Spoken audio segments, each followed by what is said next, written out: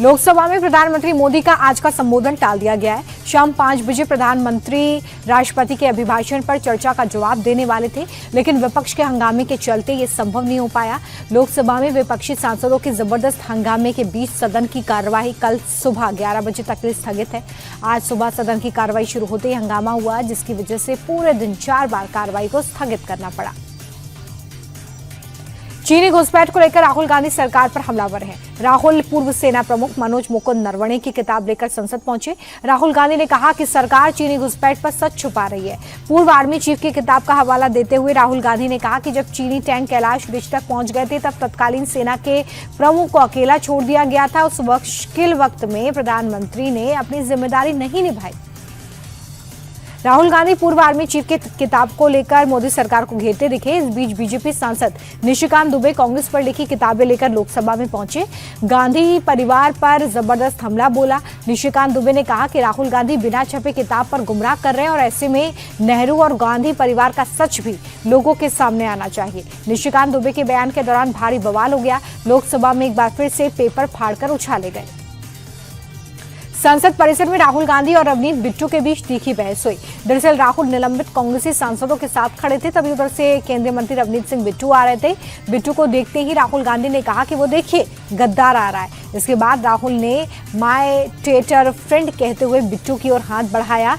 रवनीत बिट्टू ने राहुल से हाथ तो नहीं मिलाया। गद्दार के जवाब में कहा कि मैं कम से कम देश के दुश्मनों के साथ तो नहीं बैठता। राहुल गांधी और रवनीत बिट्टू की लड़ाई को बीजेपी ने मुद्दा बना दिया है। राहुल ने रवनीत बिट्टू को गद्दार कहा तो बीजेपी ने उसे सिखों के अपमान से जोड़ दिया। प्रदेश अध्यक्ष वीरेंद्र सचदेवा की अगुवाई में दिल्ली बीजेपी ने राहुल के विरोध में कांग्रेस दफ्तर के बाहर प्रदर्शन किया। बीजेपी कह रही है कि राहुल ने सिर्फ रवनीत सिंह बिट्टू का नहीं, पूरे सिख कौम का अपमान किया है और इस अपमान के लिए उन्हें माफी मांगनी चाहिए। संसद के बजट सत्र में सरकार और विपक्ष का हंगामा थमने का नाम नहीं ले रहा है। बजट सत्र के छठे दिन भी संसद में जबरदस्त हंगामा हुआ। सदन के अंदर और बाहर हंगामा हुआ। लोकसभा स्पीकर के ऑफिस में भी जमकर बवाल हुआ। सत्ता पक्ष और विपक्ष स्पीकर के ऑफिस के सामने आ गए। बीजेपी और कांग्रेस सांसदों के बीच जमकर बहसबाजी हुई। राज्यसभा में राष्ट्रपति के अभिभाषण पर चर्चा के दौरान कांग्रेस अध्यक्ष खड़गे ने सरकार पर जबरदस्त हमला बोला। खड़गे ने कहा कि इस सरकार ने हर मोर्चे पर देश की हालत खराब कर दी है। संसदीय लोकतंत्र पर हमला हो रहा है। सामाजिक न्याय को कमजोर किया जा रहा है। खड़गे ने कहा कि बीजेपी के लिए महिलाएं सिर्फ वोट बैंक हैं। इन्हें महिलाओं की चिंता होती तो आज तक किसी महिला को पार्टी का अध्यक्ष क्यों नहीं बनाया। महिला आरक्षण में देरी पर भी खड़गे ने सवाल उठाए। पश्चिम बंगाल में एसआईआर के खिलाफ याचिका पर सुप्रीम कोर्ट में सुनवाई हुई है। ममता बनर्जी खुद वकील की भूमिका में दिखी। सीनियर वकीलों की मौजूदगी के बावजूद खुद अपना पक्ष रखा। ममता ने कहा कि पश्चिम बंगाल के साथ अन्याय हो रहा है। असम और बाकी पूर्वोत्तर के राज्यों में एसआईआर क्यों नहीं हो रहा। एसआईआर का मकसद वोट जोड़ना नहीं बल्कि नाम हटाना है। सुप्रीम कोर्ट ने चुनाव आयोग को नोटिस जारी कर जवाब दाखिल करने को कहा। मामले की अगली सुनवाई सोमवार को है। सुप्रीम कोर्ट में एसआईआर पर सुनवाई के दौरान ममता बनर्जी चुनाव आयोग पर पूरी तरह हमलावर दिखी। ममता ने कहा कि 6 बार चुनाव आयोग को चिट्ठी लिखने के बावजूद कोई जवाब नहीं मिला। इलेक्शन कमीशन व्हाट्सएप कमीशन बन गया है। ममता बनर्जी खुद की दलील पेश कर रही थी, जबकि उनकी ओर से कपिल सिब्बल और श्याम दीवान जैसे सीनियर वकील मौजूद थे। सुप्रीम कोर्ट ने कई बार ममता बनर्जी को दलील रोकने और वकील के जरिए बात रखने को कहा।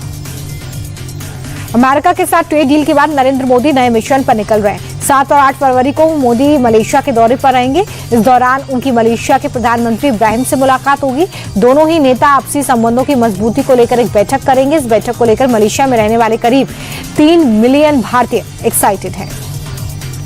जम्मू कश्मीर में पाकिस्तानी आतंकी बड़ी साजिश नाकाम हुई है। बसंतगढ़ इलाके में 2 आतंकवादी मारे गए। खुफिया अलर्ट के बाद ऑपरेशन को अंजाम दिया गया। कार्रवाई में स्थानीय पुलिस का भी हाथ मिला। जंगलों में छिपे कई और आतंकियों को लेकर छापेमारी चल रही है। सुरक्षा बलों ने इस पूरे इलाके को घेरा है।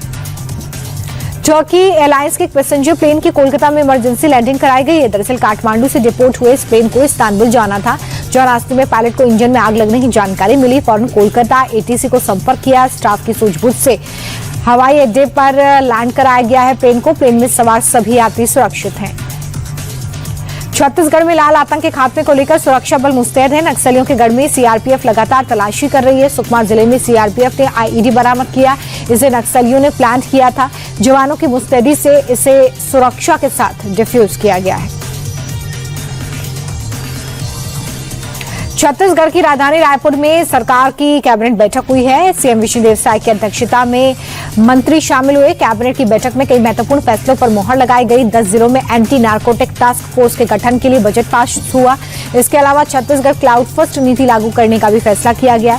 राज्य में अब कम प्राथमिकता वाले एप्लीकेशन का माइग्रेशन 2027-28 तक और उच्च प्राथमिकता सेवाओं का माइग्रेशन 2029-30 तक किया जाएगा।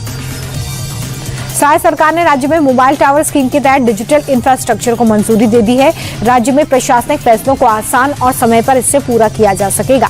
जिन इलाकों में नेटवर्क नहीं है उन्हें भी अब इससे जोड़ा जाएगा। साय सरकार ने कैबिनेट की बैठक में ई गवर्नेंस, सुरक्षा व्यवस्था, PDS, DBT, health, education, emergency सेवाओं को आसान करने की बात कही। सरकार ने फैसला किया है कि उग्रवादी प्रभावित इलाकों में सुविधाओं का विस्तार होगा। महाराष्ट्र के पुणे से एक बेहद डराने वाला वीडियो सामने आया है। एक शख्स धारदार हथियार के साथ दूसरे शख्स का पीछा करता है, फिर दनादन वार करना शुरू कर देता है। आरोपी के हमले से युवक लहूलुहान हो गया। उसके सिर पर 30 से ज्यादा टांके लगाए गए हैं। आसपास खड़ी भीड़ मूक दर्शक बनी रही। फिलहाल युवक आईसीयू में है। क्या होगा अगर आपके घर के अलमीरा में अचानक से सांप घुस जाए? केरल के कोट्टयम जिले में ऐसा ही हुआ। वीडियो में एक शख्स अलमारी में रॉड डालता हुआ दिख रहा है। तभी अचानक अलमारी के अंदर से विशाल कोबरा निकलता है। घर की अलमारी से कोबरा निकलने के बाद लोगों में दहशत है। हालांकि वन विभाग ने समय रहते इसे रेस्क्यू किया।